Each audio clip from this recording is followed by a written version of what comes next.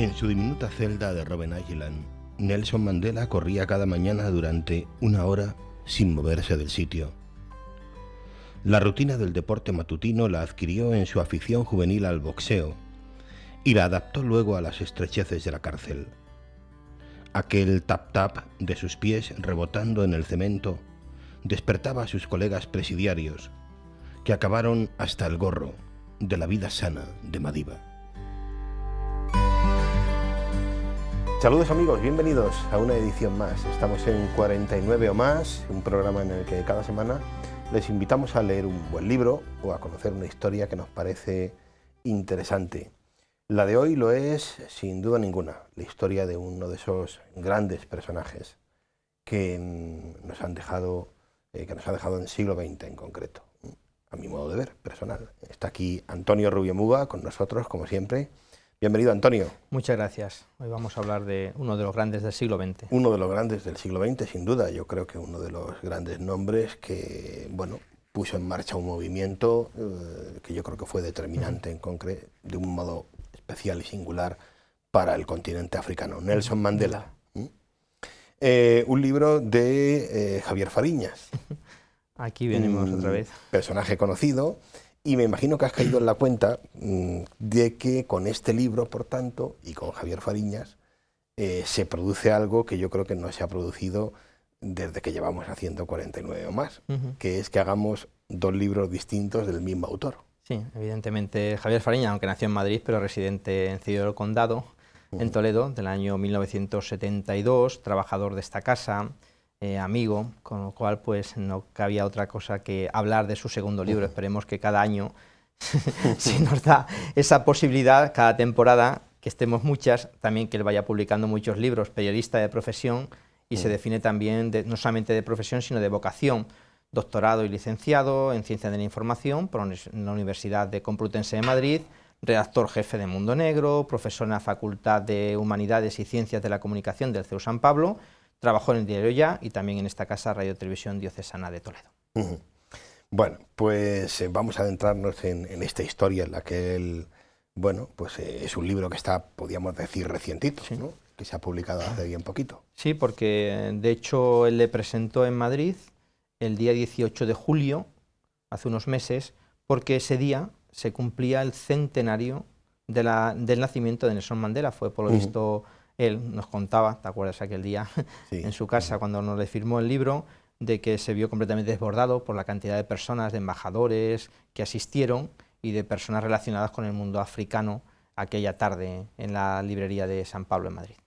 Bueno, pues unas primeras palabras también para otro gran personaje, que es Xavier Aldecoa, a mi modo de ver, que aparece en el inicio de este libro. Sí, él le prologa el libro. Aldecoa dice: Mandela, hubo un milagro en Sudáfrica y Mandela fue el artífice.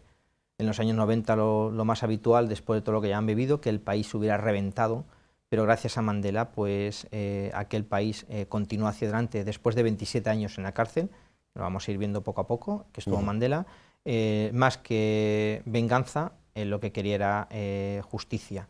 Cuando venció y pudo humillar, Madiba eligió el respeto. No era perfecto, pero sí un líder extraordinario. Construyó puentes, dice Aldecoa, y se atrevió a cruzarlos. Bueno, Aldecoa, no lo hemos dicho, es un reportero, sí, ¿no? Es un gran reportero y por tanto conocedor de África, ¿no? No sé si más o igual que Javier Fariñas, que también es un buen conocedor de África. Ya lo contamos aquí de alguna manera en el anterior libro, que no lo hemos dicho, que fue... Periodismo de mandarina. Cuaderno de viaje sobre la pobreza en los medios de comunicación, muy interesante. Le recomendamos también. Nos metemos con este libro y no sé si quieres que arrancamos, lógicamente, de un modo que se comprende, ¿no? Porque si vamos a hacer casi un recorrido, el libro es casi un recorrido biográfico, ¿no? Y entonces, pues en cualquier biografía, en la tuya y en la mía, pues el inicio es la madre, ¿no? De alguna manera. La madre, cuando Javier va a Sudáfrica para escribir el libro, se encuentra con un misionero comboniano en Soweto y dice: pasarán muchas generaciones hasta que se dé una integración plena de blancos y negros, porque en el cerebro esa diferencia está muy marcada. Es la historia de un pueblo a través de Mandela. Como hemos dicho, nació el 18 de julio del año 1918 en un pequeño pueblo a 1.200 kilómetros de Ciudad del Cabo y a 900 de Johannesburgo. Se llama el pueblo Mvezo.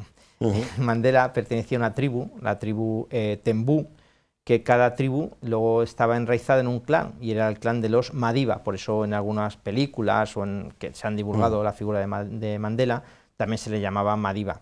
El hijo único del matrimonio de su padre tuvo 4 esposas y 13 hijos, pues era el único varón de ese matrimonio. Un hombre pues que en aquella época hubo diversas leyes que marcaron un poquito lo que iba a ser el devenir de la nación sudafricana. Bueno, su madre se convirtió al cristianismo, no lo era, pero se convirtió al cristianismo y educó a Madiba al menos, ¿no? en algunas nociones fundamentales, ¿no? Del cristianismo. Te decía lo de las leyes porque el 87% de la tierra, cuando nace Mandela, era en posesión de los blancos. También había una ley de área urbana donde delimitaba dónde podían vivir los blancos y los negros, e incluso trabajos por la restricción del color. Todo esto le va a marcar todo el comienzo de su vida. Muy pronto su madre se hace cargo de la familia porque muere su padre, se convierte a la iglesia metodista y él también se bautiza y es enviado a pequeña edad, a temprana edad, para que fuera formado, al quedarse el huérfano, por el rey de los Tembus. Va a ser el consejero del futuro rey de esa tribu, que era más o menos de su propia edad. Entonces, a pequeña edad, dice el autor, adquirió a la corta edad muchos de los peculiares hábitos que le van a caracterizar después. Uno de los más importantes era escuchar con atención a los mayores. Todo esto lo mamó, por así decirlo, en esa corte a la que él se preparó. Bueno, es difícil, yo creo, adentrarnos en lo que debía suponer este fenómeno del apartheid tan brutal, pues estas leyes con las que él crece de pequeñito. Yo creo que desde aquí es muy, muy difícil. Bueno, vamos a ir viendo de la mano de algunos personajes que Javier Fariñas va jalonando el libro de personajes importantes o fundamentales, ¿no? Y uno de ellos es, por ejemplo, Daniel Malan, no sé si es Malan, sí, creo que lo pronunció bien, pues impulsor del apartheid, precisamente, ¿no? Sí, el hombre blanco debe ser siempre el amo. Eso era el pensamiento de este Daniel Malan. La segregación se iba a ir consolidando poco a poco. Él tenía claro un objetivo. Este hombre llegó a ganar unas elecciones. Sí, fue presidente e impulsó el apartheid. Entonces la supremacía blanca había que llevarla a cabo. Evidentemente la lengua afrikaner va a ser la que va a unificar todo y se le va a negar cualquier derecho a la población negra. Las ciudades se van a convertir en áreas residenciales de los blancos y se van a crear pequeños guetos o grandes guetos. Entonces este hombre subió al poder en unas elecciones en mayo del año 1948. Entonces estamos hablando de cuando Mandela tenía 20 años. Va a crearse el CNA, que va a ser un partido político, va a ser la resistencia pasiva, que va a buscar la huelga, el boicot, la desobediencia civil, no por la fuerza ni mucho menos, y va a tener también pues, la no colaboración con la administración. En esas huelgas va a haber cantidad de detenidos, se habla incluso de 85.000 detenidos, y Mandela va a ser el primer vicepresidente de este partido político que se ha creado cuando apenas tiene pues 25 años nada más. El líder de este partido, del CNA, era creo que lo pronunció bien, Albert Luthuli, sí, Luthuli, que llegó a ser Premio Nobel de la Paz. Sí, también. Precisamente quizá por esto que tú estás contando, ¿no? Por esta manera de, bueno, pues sí, de luchar, pero no desde la violencia, ¿no? Mandela va creciendo, estudia, al final termina siendo abogado, los cursos los terminará después, y va a crear un pequeño buffet, va a pasar dificultades económicas y va a crear su pequeño buffet con un compañero suyo, con un socio, Oliver Tambo, efectivamente. Va a ser el primer buffet para negros de todo Sudáfrica. Eso le va a llevar no demasiada simpatía, podríamos decir, por parte del gobierno, y va a tener que vivir en la clandestinidad. En junio del año 55 se va a hacer un congreso de los pueblos con muchos delegados, donde él va a participar y va a ser ese congreso del año 55 como el inicio de los documentos fundacionales de la lucha contra el apartheid. Bueno, hay otro personaje, por ir avanzando un poquito, porque hay tantos que todos ya no vamos a citarlos a todos, ¿no? Pero es que hay un momento del libro en el que Javier cuenta una detención, que es cuando él va de viaje en un coche con un conocido escritor y dramaturgo que es Cecil Williams. Efectivamente, había habido un movimiento panafricano de liberación en la capital de Etiopía, Addis Abeba. Él va a ser la primera vez que Mandela salga de su país a ese congreso panafricano de liberación, y también desde ahí, desde Etiopía, incluso va a permanecer 6 meses en Inglaterra, se llama por Londres. Es el fugado más buscado de todo Sudáfrica, va a regresar en coche, se va a mover por allí y va a ser capturado efectivamente con este dramaturgo.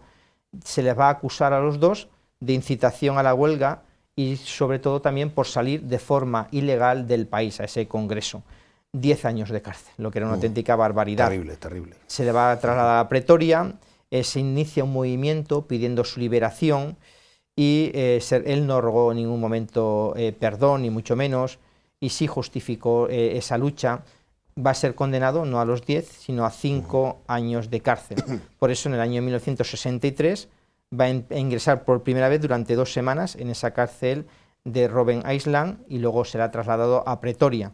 Se le acusa por reclutar a personas para la comisión de actos violentos y el inicio de una guerra de guerrillas con el objetivo de implantar el comunismo. Él se había formado también, había leído en aquella época pues al Che Guevara, había leído a Marx, había leído a diversos líderes comunistas y se le acusa precisamente de eso. La sentencia va a ser un poquito después, el día 11 de junio de ese año 1963, y se le va a acusar de el crimen del que los acusados han sido declarados culpables, el de conspiración.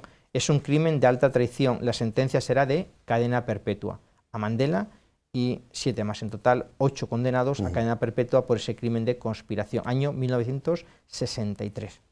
Bueno, y si hemos dicho antes que un personaje fundamental en la vida de Mandela, como la de cualquiera de nosotros, cualquier biografía, es la madre, ahora llegamos a otro que también será una mujer, que también será importante, que es la que será su mujer, ¿no? Winnie Mandela. Sí, él había tenido una primera esposa, de la cual se separó porque esta vida activista, decíamos que pasó penuria económica cuando le lleva a crear su bufete. Entonces, ¿qué significa todo esto? Pues que al final es difícil, como otros grandes personajes que hemos visto, que veremos, pues eso lleva si tu señora no empatiza contigo, pues al final pues termina el matrimonio rompiéndose. Claro. Y él, pues Winnie Mandela va a ser una persona muy importante, también la conoció en ese bufete de abogados. Va a desarrollar una labor muy importante a su lado, aunque luego veremos cómo al final de su vida, pues cuando él es liberado, después de esos 27 años de cárcel, pues al final ella había llevado como una doble vida paralela y al final pues se separan, se van a separar. Tuvieron un episodio terriblemente triste, que fue el fallecimiento de un niño. Tuvieron un hijo que falleció. En el año 69 fueron unos años, fue un año muy duro para Mandela. Fallece en primer lugar su madre. No la dejaron asistir, no le dejaron asistir al entierro de su madre. También van a encarcelar a su mujer también, precisamente pues por los mismos, el mismo tema que a él. Y también va a fallecer su hijo en un accidente de tráfico. Fue algo casi imposible de soportar. Entonces, gracias a Dios, aquel día, el día a día de esas durezas, muerte de la madre, el encarcelamiento de la señora, muerte del hijo, pues bueno, iba logrando pequeños logros él en la cárcel. Cuando entró en la cárcel, la celda era muy pequeñita, se daba con la cabeza y en una pared con los pies en la otra. El ancho de la celda no llegaba ni siquiera a 2 metros. Le asignaron ese número tan conocido por todos nosotros, el 466/64, que era el año en el cual entró en la cárcel. Los primeros meses eran una rutina tremenda, picando piedras del tamaño de un balón, dolor en las espaldas, articulaciones. Poco a poco fueron haciendo pequeños logros y eso le llevó a mitigar todo el dolor de la separación de esas personas queridas. Estoy pensando ahora, según estás hablando, en algunas películas emblemáticas, ¿no? De las muchas que hemos podido ver, ¿no? Bueno, estamos en un momento muy convulso, y de lucha que por parte de Mandela, en muchos casos quiere ser una lucha pacífica, no una lucha armada, por supuesto, ¿no?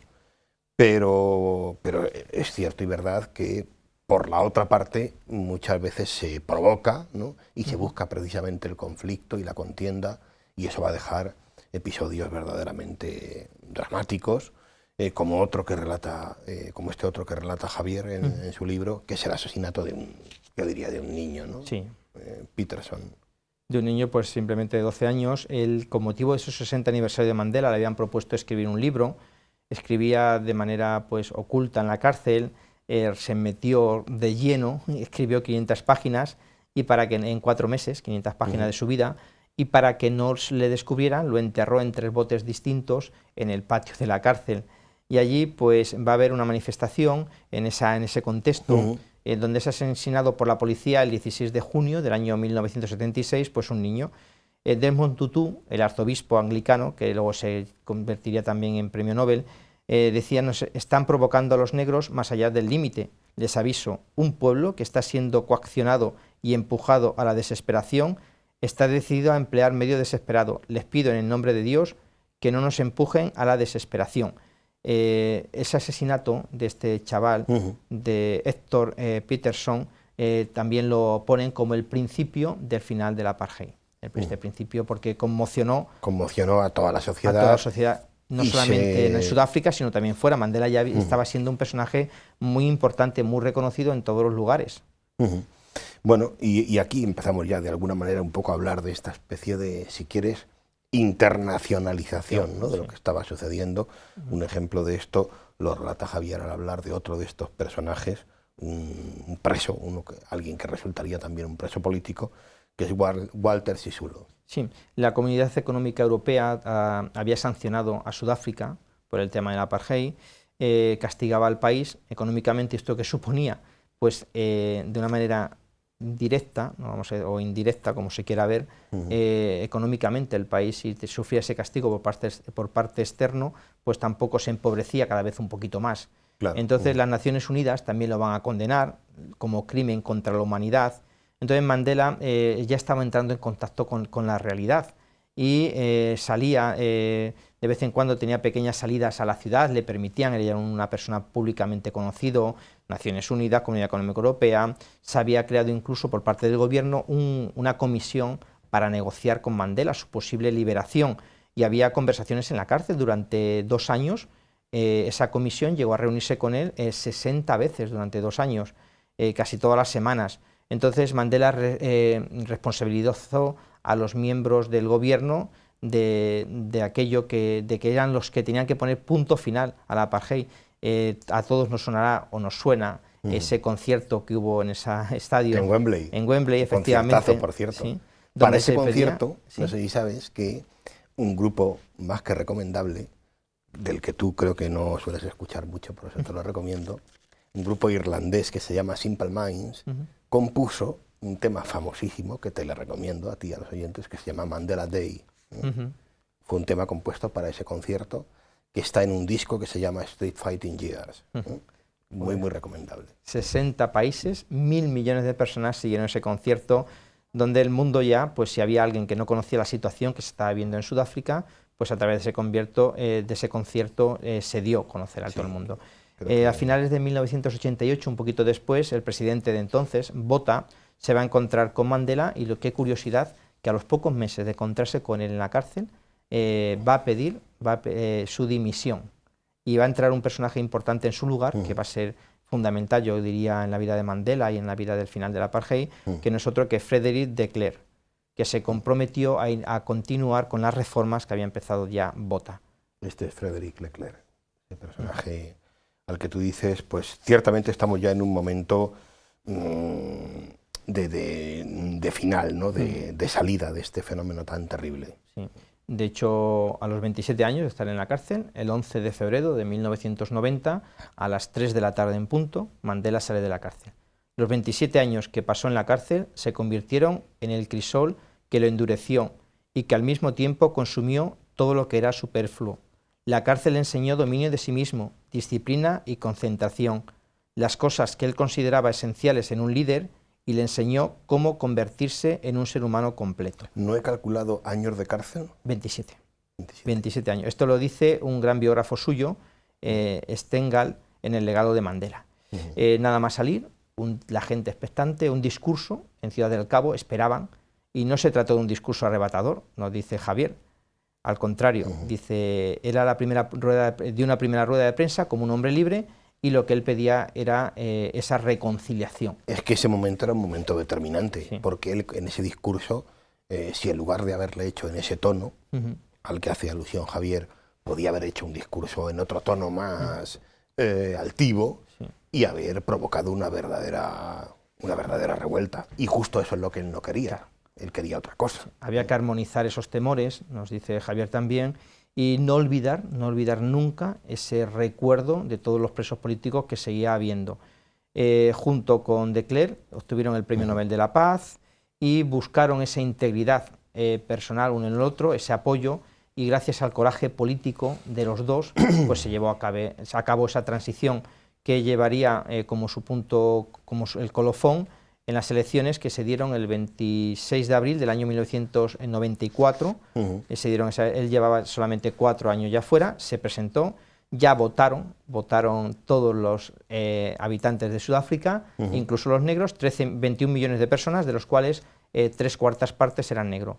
Un 62,6% de votos fueron para Mandela, 252 diputados de 400. Él integró al de Clercq como vicepresidente en su partido, en su gobierno mejor dicho, y su discurso y sus 4 años de gobierno fueron buscar la reconciliación y mirar sin rencor hacia el futuro. Bueno, y los últimos minutos que tenemos ya del programa son precisamente para hablar de eso, de la mano de Javier y del libro que estamos hoy presentando, ¿no? El legado de Mandela, que es mucho decir, ¿eh? Yo creo que se podría escribir un libro con el legado de Mandela. Antes del legado, es simplemente apuntar que falleció en Johannesburgo el 5 de diciembre del año 2013. Ese legado que pasaba por la recuperación económica. Es curioso cómo Mandela se rodeó siempre de pensamientos positivos, pero sus lemas de reconciliación, tolerancia, perdón y libertad se apagaron desgraciadamente muchos con su muerte, nos dice un gran entendido como es Javier. Sigue estando sacudida Sudáfrica por esa apartheid, aunque no con el nombre ahí presente, pero sigue habiendo esa separación, sigue habiendo esa desigualdad, sigue habiendo una corrupción, inseguridad, alta tasa de criminalidad. Para que te hagas una idea, en el año 2016 murieron 19.000 personas en Sudáfrica. El 60% del capital sigue estando en manos del 10% de la población blanca, el 60%. El paro se elevó hasta el 26%. Se mejoró en términos de reconciliación, pero el racismo y las divisiones sociales siguen estando presentes. Lo que quizá ya no hay son Mandelas. No. Es decir, que esa es la pena, ¿no?